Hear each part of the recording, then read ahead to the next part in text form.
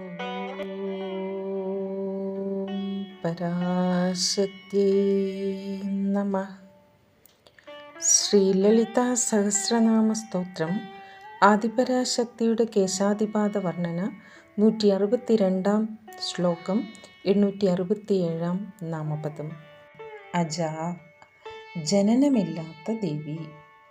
868 ക്ഷയവിനുർമുക്ത നാശമില്ലാത്ത ദേവി. ക്ഷയിക്കുക എന്നാൽ നശിക്കുക എന്നർത്ഥം. 869 മുഗ്ധ മോഹിനിയാണ് ദേവി. 870 ക്ഷിപ്രപ്രസാദിനി വേഗത്തിൽ പ്രസാദിക്കുന്നവളാണ് ദേവി. 871 അന്തർമുഖ സമാരാധ്യ അന്തർമുഖമായി ആരാധിക്കേണ്ടവളാണ് ദേവി.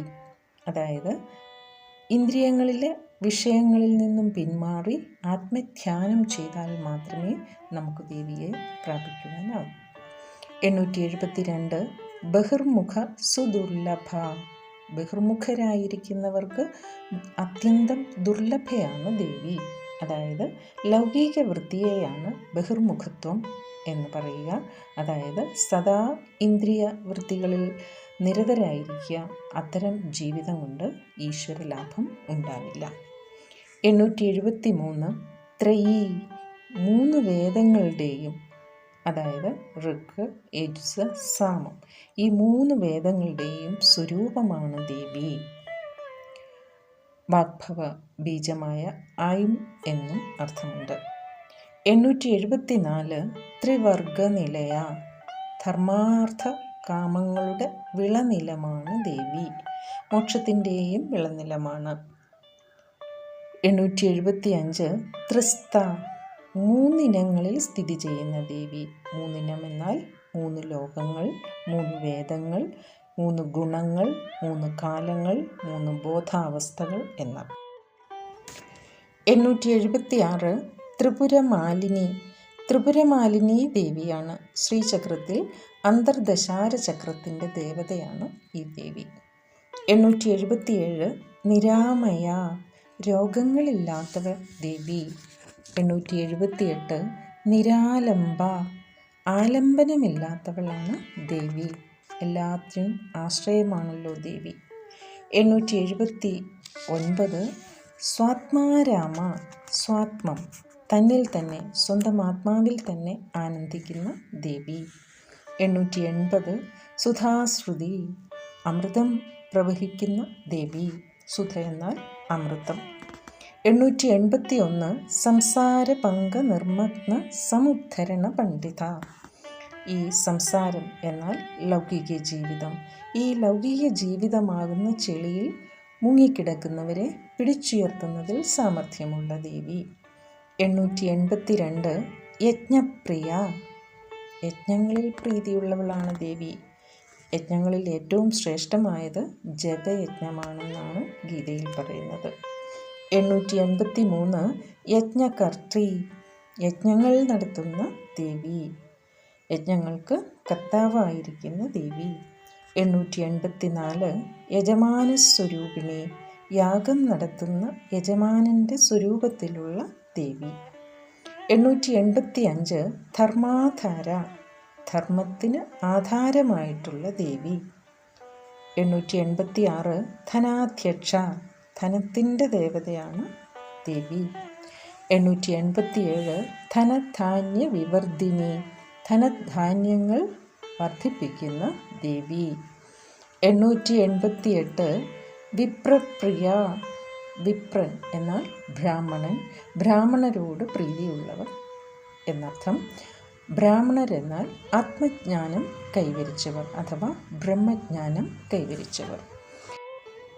890 വിശ്വഭ്രമണകാരിണി ഈ പ്രപഞ്ചത്തിൻ്റെ ഭ്രമണത്തിന് കാരണമായ ദേവി. 891 വിശ്വഗ്രാസ പ്രളയത്തിൽ ഈ പ്രപഞ്ചത്തെ തന്നിൽ ലയിപ്പിച്ച ദേവി. 892 വിദ്രുമാഭ പവിഴത്തിൻ്റെ ശോഭയുള്ള ദേവി. വിദ്രുമം എന്നാൽ പവിഴം. 893 വൈഷ്ണവി വിഷ്ണുശക്തിയാണ് ദേവി. 894 വിഷ്ണുരൂപിണി വിഷ്ണു സ്വരൂപമായ ദേവി. 895 അയോനി അയോനി ഉദ്ഭവസ്ഥാനമില്ലാത്ത ദേവി. 896 യോനി നിലയ. യോനി എന്നാൽ ഉത്ഭവസ്ഥാനം, എല്ലാറ്റിനും ഉത്ഭവമായിട്ടുള്ള ദേവി. 897 കൂടസ്ഥ ആവരണ രൂപമായ അജ്ഞാനത്തെ നിയന്ത്രിക്കുന്ന ദേവി. 898 കുലരൂപിണി കുലസ്വരൂപിണിയാണ് ദേവി. ഇവിടെ കൗലമാർഗമാണ്, ബാഹ്യാചാരപ്രധാനമായ കൗലമാർഗമാണ് പരാമർശിക്കുന്നത്.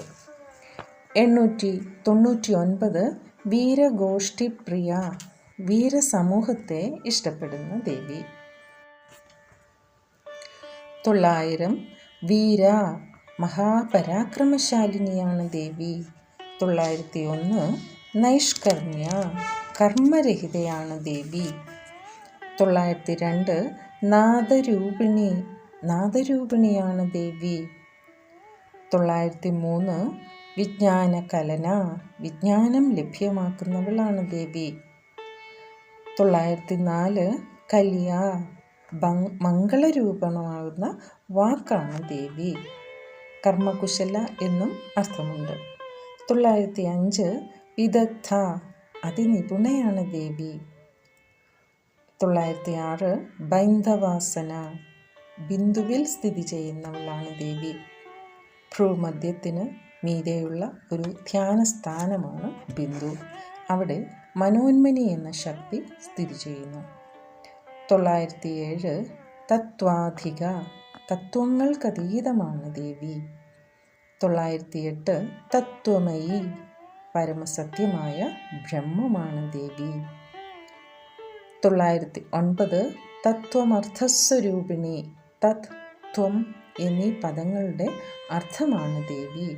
തത്വമസി എന്ന മഹാവാക്യത്തിൽ തത് ബ്രഹ്മത്തെയും ത്വം ജീവനെയും കുറിക്കുന്നു. ഇത് രണ്ടും ദേവി തന്നെയാണ്.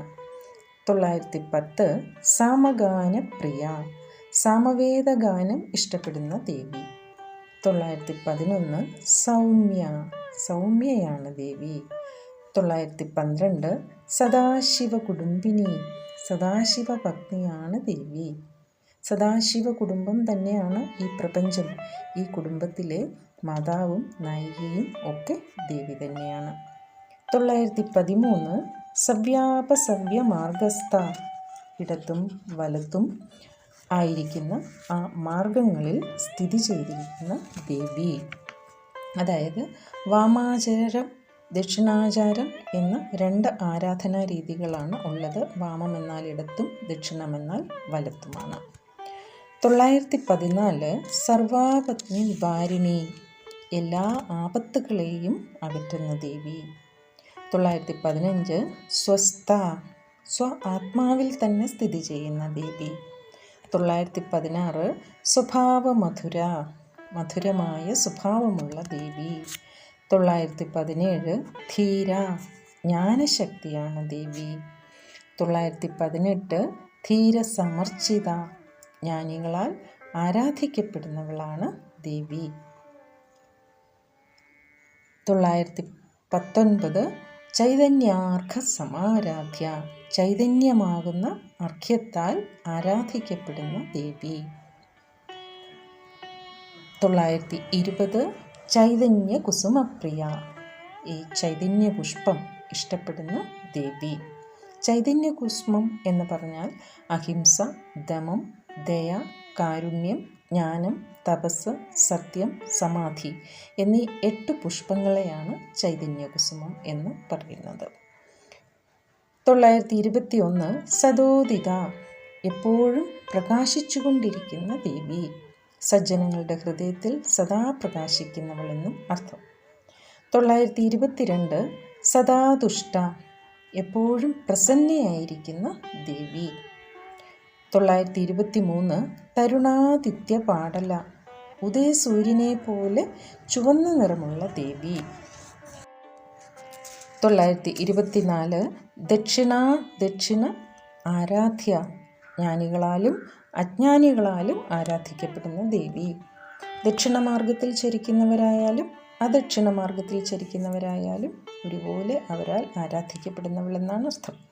920 ദരസ്മേര മുഖാംബുജ, മന്ദഹാസമധുരമായ മുഖാംബുജത്തോടു കൂടിയ ദേവി. ശംഖുപോലെ വെളുത്ത മുഖം എന്നും പ്രളയത്തിൽ ജീവികളെല്ലാം ഭയഭീതരായിരിക്കുമ്പോൾ അവരെ ആശ്വസിപ്പിച്ചുകൊണ്ട് പുഞ്ചിരിക്കുന്ന മുഖം, ഭക്തരെ സദാ പരിപാലിക്കുന്ന മുഖം എന്നൊക്കെ അർത്ഥം. 926 കൗലിനീ കേവല, കൗലന്മാർ ആരാധിക്കുന്ന കേവല തത്വമുള്ള ദേവി. 927 അനർഘ്യ കൈവല്യ പദദായിനി, വിലയറ്റ കൈവല്യപദം നൽകുന്ന ദേവി. 928 സ്തോത്രപ്രിയ, സ്തോത്രപ്രിയയാണ് ദേവി. 929 സ്തുതിമതി, സ്തുതിക്കപ്പെടുന്നവളാണ് ദേവി. 930 ശ്രുതി സംസ്തുത വൈഭവ, വേദങ്ങൾ പുകഴ്ത്തുന്ന മഹിമയോടുകൂടിയ ദേവി. 931 മനസ്വിനി, ഉദാരവും സ്വതന്ത്രവുമായ ബുദ്ധി നൽകുന്ന ദേവി. 932 മാനവതി, ശ്രേഷ്ഠമായ അഭിമാനത്തോടു കൂടിയ ദേവി. 933 മഹേഷി, മഹേശ്വരിയാണ് ദേവി. 934 മംഗളാകൃതി, മംഗളസ്വരൂപിണിയാണ് ദേവി. അങ്ങനെ ദേവിയുടെ വിവിധ രൂപഭാവങ്ങൾ നമ്മുടെ മനസ്സിലേക്ക് സ്ഥിരമായി പ്രതിഷ്ഠിക്കപ്പെടുന്നു.